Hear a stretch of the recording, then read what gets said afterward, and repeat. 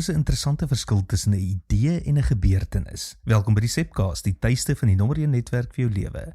Dis waar ons stories nie hoor, dieper kyk en saam ontdek hoe Jesus vandag werk. Nou 'n idee kan jou inspireer, dit kan jou vir 'n rukkie motiveer, dit kan selfs jou perspektief verander.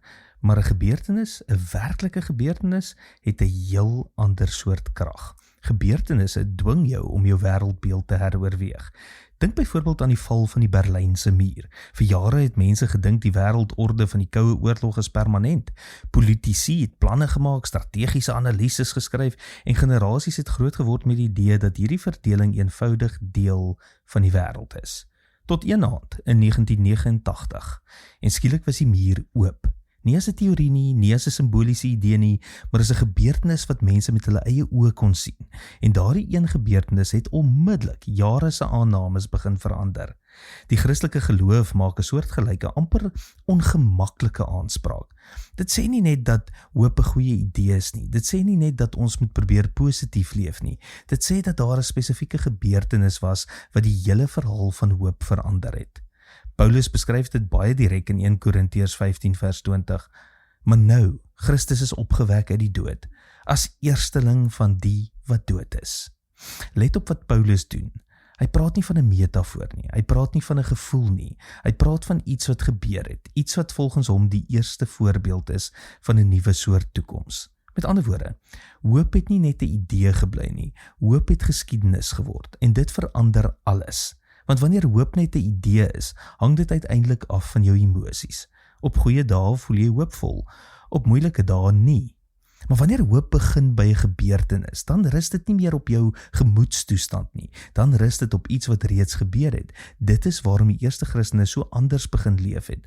Hulle het nie net 'n nuwe filosofie gehad nie. Hulle het geglo hulle leef in 'n nuwe tydperk van die geskiedenis.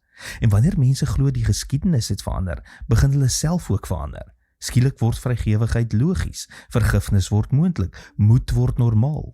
Want as die toekoms reeds begin het, leef jy nie meer net vir vandag nie. En hier is waar dit vir ons relevant raak. Die groot vraag van geloof is nie net, glo jy sekere idees oor God nie.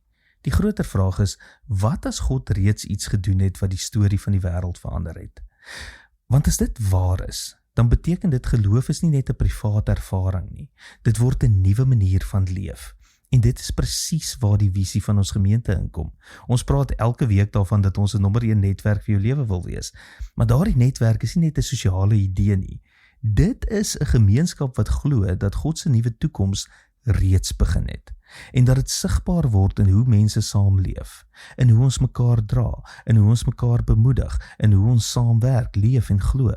Want wanneer hoop eers geskiedenis geword het, kan dit nie meer net 'n idee bly nie. Dit word 'n manier van lewe.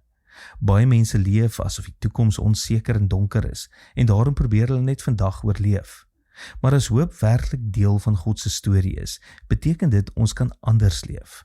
Vra jouself vandag, as ek regtig glo God se toekoms is groter as my probleme, hoe sal ek anders optree?